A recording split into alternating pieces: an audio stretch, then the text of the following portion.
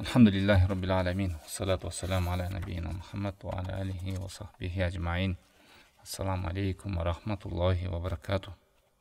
Biz өткөнкү сабагыбызда шейхтен окурманга, угарманга кайрылган кайрылуусу жана ушу китептин бет ачарында сүйлөгөн кириш сөзүнө ага кылган дуасы, батасы, тилеги ошого түшүндүрмөсүн алганбыз. Ал жерде ошо башкы сөзүндө эле сени бул дүйнөдө жана акыретте Аллах Таалам өз коргоосун алсын деп айтты. Андан кийин береке сурады, берекелүү адам кылсын сени деди. Андан кийин эгерде башыңа жакшылык түшкөн болсо шүгүр кылгандардан кылсын, кыйынчылык келсе сабыр кылгандардан кылсын, күнөө кылып алган болсо истигфар кылгандардан, заматта Аллахка кайрылып күнөөсүнө кечирим сурап, пушайман болуп истигфар кылгандардан кылсын. Мына ушул нерселер, ушул үч нерсе ибадаттын же бактылуулуктун белгиси деди. Бактылуулуктун белгиси деди үч нерсе. Туугандар, биз Алла Тааламдын коргоосуна, Аллах Таалам биздин коргоосуна туш болуш үчүн биз дагы себептерди аткарыш керек. Аллах Таалам бизди коргойт, Аллах Таалам бизди өз ырайымына алат деп коюп, бирок себептерди биз аткарбаган болсок, эң биринчи эле ошо себептердин бири Аллах Тааламды коргойт деш үчүн Аллах Таалам биз жүрөгүбүздү Кудайга, Аллах Тааламга байлаш керек. Жүрөктү Аллах Тааламга байлоо деген бардык жакшылык Аллах Таалам тарамтан келет. Бардык жамандык өзүмдүн кылган ишимдин кесепетинен Алланын уруксаты менен келет деп. Жакшылык жамандыкты Алладан деп билип, жүрөктү Аллахка байлоо. Ошол ар бир жакшылыкты себептерин аткаруу. Жүрөктү Аллахка байладык жана ошол жерде себепкеттер. Муну таваккул деп айтат. Таваккул деген ошо Алла Тааламга таянуу. Эгерде биз Алла Тааламга ишенем деп, бирок жүрөктү Аллахка байлабай, себептерге байлаган болсок, бул катачылык болот. Жүрөктү Кудай Тааламга байлабай, себептерге эле байлап, же болбосо Аллах Тааламга гана байлап, бирок себептерди аткарбай койсок, бул дагы туура эмес. Өткөнкү сабакта айтып кеткенбиз, ушул жерде адамдар бөлүнөт. Кээ бир адамдар себептерге гана таянат. Кээ бир адамдар жүрөгүн Аллах Тааламга байлайт, бирок себепти аткарбай койгондор да бар.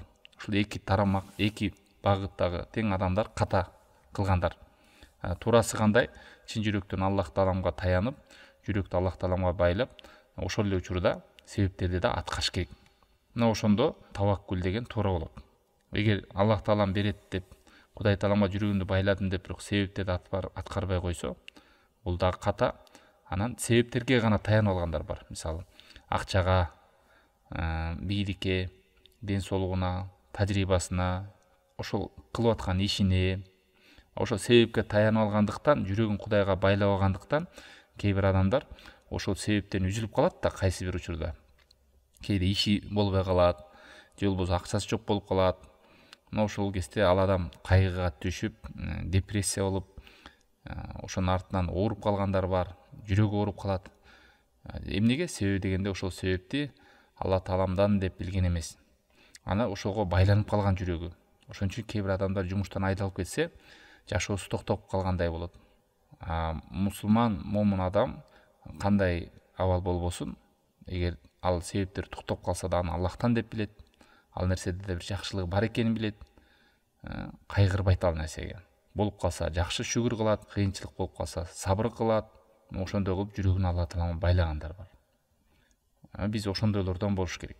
Анан дагы бизде Кыргызстанда ошол бар экен ушундай топ адамдар, мисалы иштебейт, жумуш кылбайт, себептерди аткарбайт, не десе Аллах Таалам берет деп коюп, Аллахтан гана болот деп себептерди таштап салгандар бар. Булар да ката кылгандар. Алла Таалам берип койду, бирок биз амал кылыш керек. Кадимки эле акыретке дагы тил менен жүрөк гана жарбайт, акыретке барышка да, акыретке ийгиликтүү болуп барышка, сооп амалдарыбыз менен барышка, сөз менен эле жүрөк жарабагандай эле дүйнө ишинде дагы сүйлөп койгонуң, ишенип койгонуң жарбайт. Амал кылыш керек. Амал кылыш керек. Мына ошондо туура болот. Ошондо аныктаманы жазып коюңуздар. Таваккул десе, чын жүрөк менен Алла Тааламга ишенип таянып, жана себептерди аткаруу. Аллах Тааламдан перзент сурайсыз, бирок үйлөнөсүз. Алла Тааламдан ырыскы сурайсыз, бирок иштейсиз. Алла Таалам ошентип сиз аракет кылган, Алла Таалам жазып койгон нерселер. ошого жетесиң. Ошол нерсени туура түшүн. Ошон үчүн Алла Таалам сени коргоого алсын. Алла Таалам сага ийгилик берсин. Бул дүйнөдө жана акыретте деген сөзсүз бул Алла Тааламга болгон таянууга каралат да, таянууга байланыштуу. Андан кийин айтып кеттик, сени берекелүү кылсын деди. Ушул берекени мен өткөндө айтпай кеттим. Тилдик маанисинде ушул мисалы бирка деп коет, ошо суу мисалы топтолуп калган жерди айтат. Суу топтолуп калган, мисалы көл болсун, ал жерден канча мал жаныбарлар суу ичет, адамдар ошол суудан пайдаланат, жерлерин сугарып, чымчыктар ичет. Ошол берекелүү суу, көп пайдасы тийген. Ошо тилдик мааниси бирке. Ошол береке деген сөз дагы мындай көп болгон нерсе. Ошодон көптөр пайдаланат деген сөз да. Ошол шейх окурманга сени берекелүү кылсын деген сөз. Сен кандай каякта жүрсөң дагы сенден адамдар пайдаланат, сенден зыян көрбөйт. Сен жакшылыктардын эшигин ачуучуга себепкер болушуңду, жамандыктардын эшигин жабуучуга себепкер болушуңду, жамгырдай да, берекелүү деген жамгыр каяка барып түшсө, ошол жерде жашылдандырып көгөрткөндөй эле адам, берекелүү адамда каерде жүрсө дагы ал адамдын жүргөн жеринен адамдар пайдалат, илиминен пайдалат, өзүнүн кызматынан пайдалат. Жок дегенде андан зыян көрбөйт. Берекелүү деген ошондой. Анан бизде жана табаррук береке деп бир жерлерди сыйпап, баланча булак деген берекелүү экен деп ал жерди барып сыйпап, баланча таш, баланча күмбөз, баланча ыйык жер берекелүү экен, ошол жердин топурагы берекелүү экен деп алып келип сыйпай коюп, үйүн жерине коюп коюп, бул туура эмес түшүнүк да. Туура, Алла Таалам берекелүү кылып койгон жерлер бар. Алла Тааламдын ушул Кааба, Сауд Арабиядагы ошол Кааба, ал жерде 2 рекет намаз окуганыңыз 100 000 рекетке тете болот. Ошол эле Мадинадагы пайгамбар саллаллаху алейхи вассалам мечитинде намаз окуганыңыз 1000 эсе артык, 1000 рекет окуганда да мисалы. Ошол сыяктуу жерлер бар, берекелүү жерлер бар. Ал береке деген сөз ал жерде сыйпа, анан ал жерге барып отуруп ал жерге барып кийимди сыйпап келип калсаң, же бирөөлөр ошол жака барып келип калса кийимин сыйпай алат, бул берекелүү адам мага жугат деп. Андай эмес. Берекелүү деген бул дагы сөзсүз амалга байланат. Анан баланча жер береке экен, мен барып келип калдым, мен берекелүү болуп калдым деген болбойт ал. Береке деген жаңы биз жогоруда айтып кеткендей, Алла Таалам берекелүү кылган. Мисалы, жума күн береке, берекелүү күн деп айтылат, мисалы. Ошол убакта эмне? Себеби жума күн күндөрдүн эң жакшысы. Ошол күндө бир убакыт бар, дуа кабыл болот. Ошол эле мына таңкы учур берекелүү, Ороз ай берекелүү ай, Орозонун акыркы 10 күндүгүндө берекелүү, себеби кадыр түн бар. Зулхижжанын ушинтип Алла Таалам кээ бир күндөргө, замандарга, убакыттарга, жерлерге, мечит мисалы берекелүү жер, барсаңыз 27 эсе сооп алат мисалы. Анан башка жерге барып, бирөөнүн үйүнө же бирөөнүн складына барып окуп койсо 27 сооп боло бербейт да. Көрдүңүз, бирок ошол берекелүү дегенди байкасаңыздар, берекелүү деген ошол барып койсоң эле эмес, бүт нерсе амалга байланып атат. Амалга байланат. Анан жанагы туура эмес шилекейин сүртүп койгону, баланча адам тамагын жеп койсоң берекелүү болуп калат экен, анан кийимин сүртүп койсоң, ошон бир жекесин үйгө жыртып келип койсоң берекелүү экен, анан такан илип койсоң берекелүү болуп калат экен деп табаррук кылып атам, анан муну деген ушунун баардыгы туура эмес түшүнүк. Ооба, берекелүү жерлер бар, Алла Таалам койгон. Жаңа айттык, мечит берекелүү жер, пайгамбар мечити берекелүү жер, Кааба берекелүү жер, убакыттар бар, берекелүү болгон убакыттар. Бирок байкаңыз, бүттүгү амалга байланган. Ошол пайгамбар саллаллаху алейхи вассалам ошол берекелүү жерден кандай амал кылышты көргөз берген. Ошол амалды кылганда гана ошол сиз берекелүү болосуз. Береке деген ошол жерден жакшылыктарды аласыз, соопторду аласыз. Адамдын берекелүү болушу анын амалына байланган. Күнөө иштерден алыс болсо, жакшы иштерге жакын болсо, адамдарга колунан келишинче кызматын кылып, жардам берсе, мисалы, башкаларга зыянын бербесе, илим алып атасыз, эртең мененки учуруна берекелүү. Себеби эмне? Таңгамал намазыңызды окудуңуз, зикирди кылдыңыз, кичине болсо дагы пайда алып, илим алып атабыз, угуп атабыз. Ушул береке. Эгер бирөө уктай берсечи, таңгамал учурда береке бир уктапчы, намазын окуп жатып, ал береке илинбейт. Себеби амалга үлгүрбөй калды. Намазын уктап калгандар бар. Ошон үчүн берекелүү учурлардан дагы колдонбой калгандар бар. Береке дегенде ошону туура түшүнөйлү. Анан жакшылык кезде шүгүр кылгандардан болсун деди. Шүгүрдү айттык. Шүгүр тил менен шүгүр бар, жүрөк менен шүгүр бар, дене менен шүгүр бар. Ушунун баардыгы толук болуш керек. Анан шүгүр деп коюп, бирок денеси менен шүгүр болбосо, ал шүгүр болуп саналбайт. Кудайга шүгүр деп коюп, бирок жүрөгүндө жашоосунан нааразы, көңүлү ток эмес, Кудайга ыраазы эмес, башкаларга кайгы муңун айтып, арыз муңун айта берет, жалап кыла берет, кейип кекшей берет, бул жок, теги жок деп жашап аткан жерине нааразы, элине нааразы. Биз ушундай кор элбиз, анан биз кедей элбиз деп кээ бирөө ушинтип наалый бергендер бар өзүн. Мунун баардыгы Кудайга шүгүрчүлүк болуп саналбайт. Жакындарына арыз муңун айта берет. Чыныгы шүгүрчүлүк кылган адамдын белгиси Алла Таалам да Куранда айткан, менин кулдарым азы гана шүгүр кылат деген. Ошол жерде келет. Кудайга биринчи шүгүр кылуу бул Аллахка иман келтирүү, Аллахтын буйруган буйруктарын аткаруу, тыйганынан тыйылуу, ал жиберген пайгамбарга ээрчүү, пайгамбар Аллах Таалам көргөзүп бергендей кылып жашоо. Мына ушул шүгүрдүн эң башында турат. Ушул Аллах Таалам сизди жаратты, рызкы берди. Ошого Кудай Тааламды таанып, анан тааныгандан кийин шүгүрдүн бабы өрчүй берет. Тааныгандан кийин буйругун аткарасыз. Мына ушул шүгүрчүлүк. Тилиңиз менен, амалыңыз менен, жүрөгүңүз менен шүгүрчүлүк. Андан кийин айттык, эгерде адамдын башына бир кыйынчылык келип калса, сабыр кылат дедик. Пайгамбар саллаллаху алейхи вассалам хадисинде айтат, момун Аллага иман келтирген адамдын абалы кандай сонун, мындай нерсе эч кимде жок дейт. Бул деген капырда Аллахка иман келтирбеген адамдарда мындай нерсе жок дейт. Алла Таалам ушул момунга гана берип койгон. Ал эмне десе, башына жакшылык келген болсо шүгүр кылат, Аллага жакшы дейт. Себеби шүгүр кылган сайын анын жакшылыгы көбөйөт. Алла Таалам жакшылыгын көбөйтүп берет. Ла ин шакартум ла азиданнакум. Шүгүр кылсаңар мен ашырып берем деп. Эгер башына бир кыйынчылык келген болсо, ал сабыр кылат. Сабыр кылат, ал дагы момунга жакшы. Сабырдуулардын Алла Таалам сообун чексиз кылып берет. Сабырдууларды Аллах Таалам жакшы көрөт. Сабырдуулар менен бирге Алла Таалам, бирге дейт Алла Таалам. Ошондой көп, аны айтып өзү артыкчылыктары көп. Мындай нерсе эч кимде жок дейт. Сабырды. Анан туугандар, сабыр деген не бул мааниси? Сабыр деген ошол келген ыңгайсыз абалга, адамдын напсисине, жан дүйнөсүнө же напсисине жакпаган бир абал болот. Аллах сактасын, жан жакындарынан айрылышы мүмкүн, ден соолугу ооруп калышы мүмкүн, акчадан айрылышы мүмкүн. Айтор эмне ыңгайсыз абал жараткан болсо, ошол учурда тили менен жаман сөздү сүйлөбөй, кейибей, бул дагы сабырды. Ошол башка бирөөгө арыз муңун айтпай, кээ бирөө өлүп калса ошол жаман сөздөрдү сүйлөйт. Кудай Таалам ушуну эле көрүп калдыңбы, ташбоор ажал алып кетти, жана башка ушундай Аллахтын ачуусуна тие турган жаман сөздөрдү сүйлөйт. Бул уже сабыр кылган жок мындайлар. Сабыр 3 түрлүү болот туугандар. Сабыр 3 түрлүү болот. Биринчи сабырдын түрү бул Аллах Таалам жазган тагдырга сабыр кылуу. Адам баласы туулгандан кийин ушул бул дүйнөдөн жаны чыкканча Кудай Тааламдын билдик бар сыноосунда жүрөбүз. Ошол жерде ар кандай кыйынчылыктар болот, ошого сабыр кылыш керек. Ушул тагдыр сабыр. Экинчи сабырдын түрү бар, бул Кудай Тааламдын буйруктарына сабыр кылуу. Мына эртең менен туруп намаз окуп атасыз, дарат алып атасыз.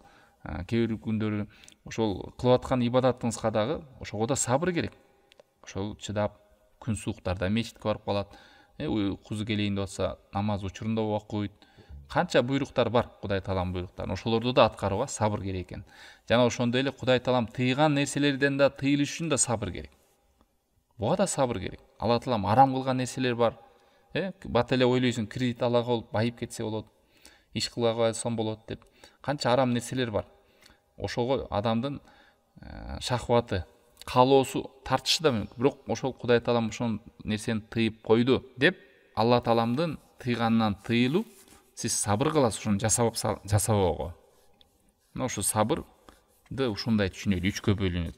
Андан кийин айтып кетти, күнөө кылып алган болсо кечирим сурайт дейт.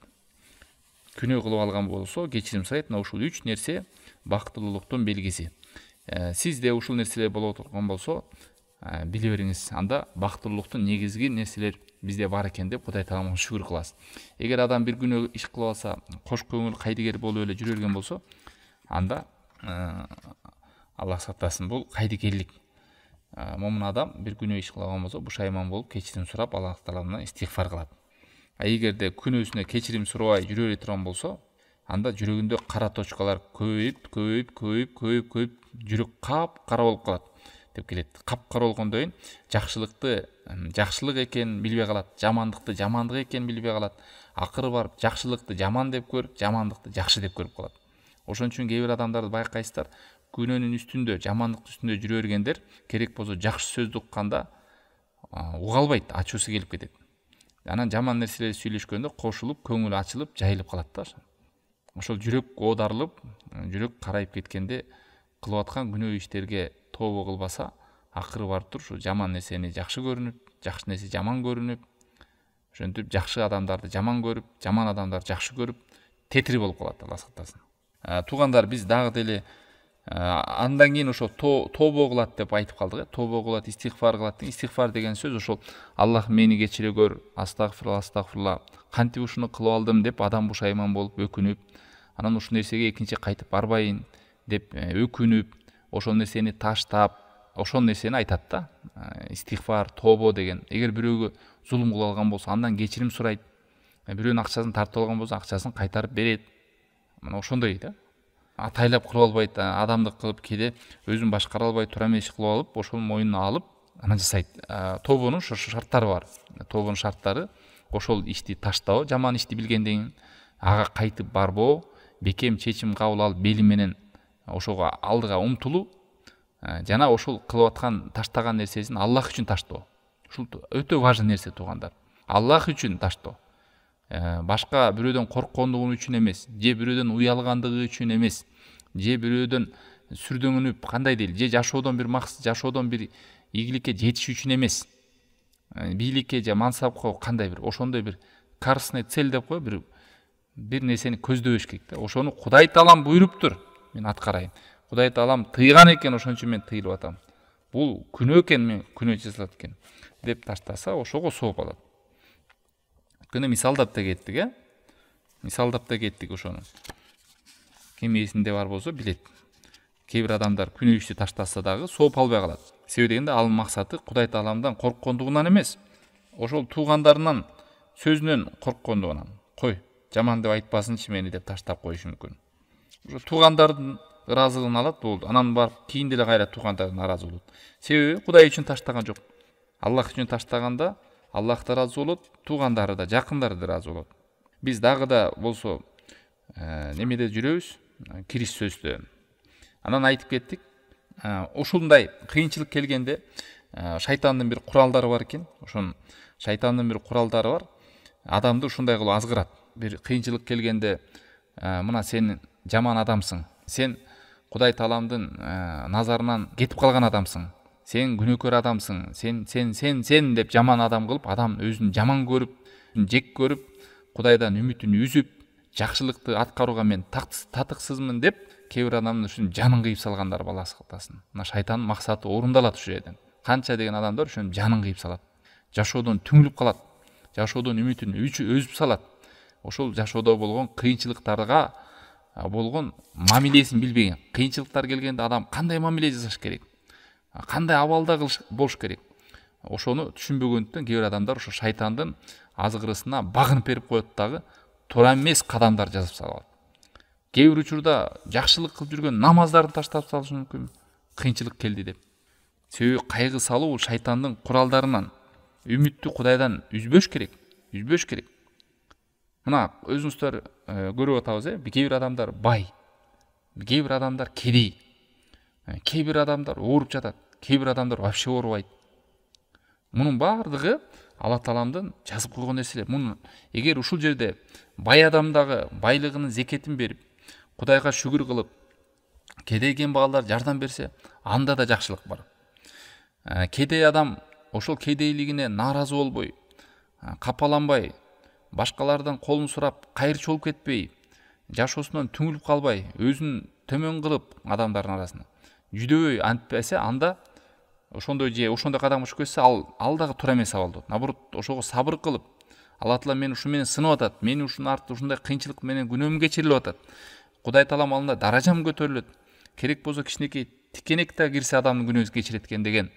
Эгер жер бетинин адамдары баардыгы эле бай болуп калса, анда жашоо жүрбөйт, жашоо. Ошол бирөө кедей болот, бирөө бай болот, бирөө кароолчу болот, бирөө болсо ошондой таксист болот. Ошондо баардыгы эле башчы болсо кантип анан жашоо жүрөт? Ошон үчүн бул Алла Тааламдын жазып койгон мыйзамы. Алла Таалам жазып берген, бөлүп берген ырыскыга каниет кылып, Кудайга шүгүр кылса, көп жакшылык болот иншалла.